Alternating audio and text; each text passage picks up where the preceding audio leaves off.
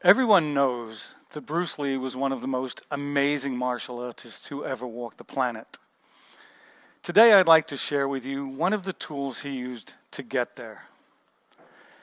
When I was 17 and a half, I began training in Bruce Lee's martial art of Jeet Kune Do in the backyard gym of Dan Inosanto, who was Lee's assistant instructor in Los Angeles and one of only 3 people authorized by him to teach the art. For me, it was like winning the lottery.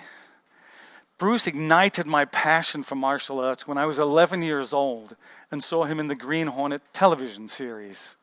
6 years later, I was going to actually be studying his art. There was only one class. It was a private training group limited to 12 people at a time, and I was number 12.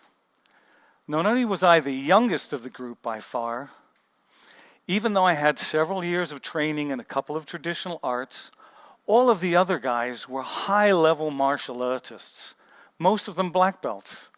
A couple also had extensive backgrounds in Western boxing. I'd read numerous articles about Jeet Kune Do, or JKD as we refer to it, but nothing prepared me for the reality of training in it. We warmed up by skipping rope and shadow boxing, then kicking and hitting training equipment, such as focus gloves, kicking shields, heavy bags. All of these things are commonplace in many martial arts schools today, but they weren't back then. This was followed by sparring, full contact sparring, wearing boxing gloves, baseball shin guards, groin protectors, mouthpieces, and tennis shoes.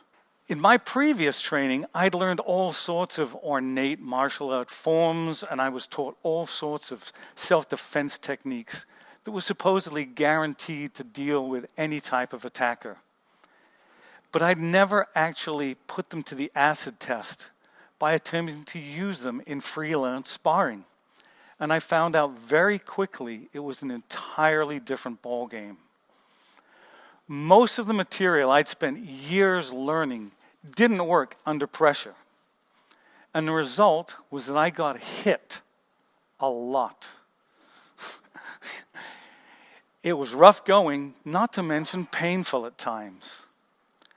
But the biggest obstacle I came face to face with when I began training was my own approach to learning, which I developed as a kid in school and which was built primarily around rote memorization. This worked fine in the other arts that I'd done, in which things were put in nice, neat little packages. If the opponent does this, you do this, and this happens to them. But it didn't work for JKD, which is all about problem solving, self-discovery, and figuring out things for yourself rather than relying on the instructor for answers. My mind was not used to thinking that way. I loved everything about JKD, but my learning kept stalling. And there were numerous times during the first several months of training when I questioned myself as to whether or not this was the right art for me. One day, following a particularly frustrating workout, as I was taking off my training gear, I glanced up at a large sign hanging on the wall of the gym, upon which was printed one of the core credos of Jeet Kune Do. It said, "The truth in combat is different for each individual in this style," and was followed by 4 principles that Bruce developed and used in his approach and study of the martial arts. I'd seen and read that sign dozens of times before and not really given it much thought. But this time, when I looked at it, bam! It was like a solid right hook punch to my brain. Only instead of the lights going out, they came on. I knew in that moment that the 4 principles on that sign offered me the solution to my situation. The first principle was research your own experience. Each training session was an experience for me. So I began to look at them, explore them, assess them by asking myself questions such as, what did this experience mean to me? How did it make me feel? What purpose or value does this experience hold for me? I knew I had to be open and honest with myself. Let the experience speak to me and listen. I also knew that I had to take full stock of the experience in its entirety, not just the good parts or the parts I liked. Every experience was valuable to me and offered me a way to discover myself and increase my self-knowledge. The second principle was absorb what is useful. Now, I understood that attempting to copy or imitate Bruce Lee, or anybody else for that matter, was definitely the wrong way to go. But I also recognized that if I saw somebody do something that I thought could make me better, or if I came across something that I felt had value with regard to my own training, I should feel free to absorb it into my own personal structure, integrate it with my being. It could be something physical, such as the incredible sense of timing that Daniel Lee, my JKD big brother, had when sparring. Or it could be mental, such as the cool detachment that Brazilian Jiu-Jitsu legend Rickson Gracie demonstrated when fighting an opponent in the UFC. It didn't even have to come from martial arts. Exercise physiology, psychology, modern dance. My guiding maxim was, it doesn't matter where it comes from. If you understand it and you can use it, it belongs to no one. It's yours.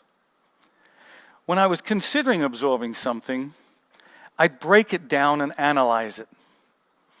What is it about this technique that makes it effective?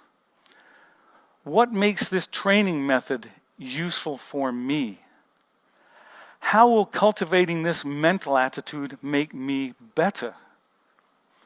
I'd experiment with it and play around with it if need be. Once I understood how and why it was useful, I could cultivate it, refine it, modify it if needed, and turn it into something that was of benefit to me. On the flip side of absorb what is useful, the third principle was reject what is useless, which deals with refusing to accept or letting go of something that's not useful to you or that's having an adverse effect upon you. Again, this could be something physical or mental. For me, one of the hardest hurdles I had to overcome was mental. See, I was raised with the idea anything worth doing is worth doing right or well. And I was continually being told that. Over time, I became self-critical if I couldn't do something well or get something correct right away. And that mindset was restricting me, especially when it came to my training. I realized I had a decision to make. I could either hold on to that attitude and let it continue to cause me problems, or I could dump it. I chose to get rid of it. But I knew also this was not something that I could do overnight. So I cultivated my plan of action to detach myself from it over time. It took a lot of work and a lot of effort, but I did it. And the freedom it brought me was incredible. The final principle was add what is specifically your own. This one took a little more thought and introspection. What could I bring to Jeet Kune Do that was specifically my own? The answer was me. I could bring my own attitude, attributes, and personal preferences to whatever I was doing. I could put my own personal stamp on the art, infuse it with my own thoughts, ideas, and points of view.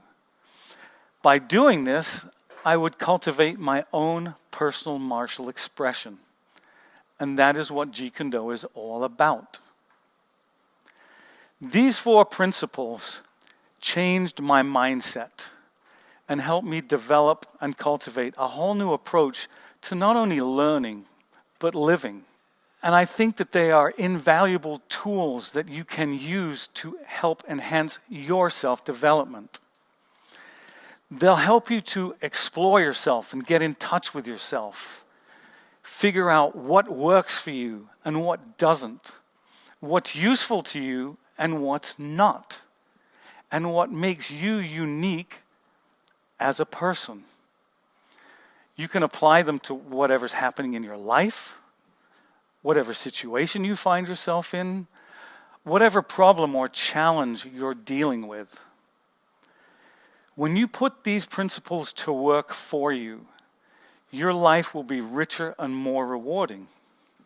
You'll be willing to step out of your comfort zone, explore your capabilities, try new things, and in the words of Bruce Lee, honestly express yourself. When you apply them to obstacles, adversities, or barriers you encounter, they can help you turn stumbling blocks into stepping stones. Research your own experience, absorb what is useful, reject what is useless, add what is specifically your own. 4 principles that offer you a dynamic prescription for personal growth. Thank you.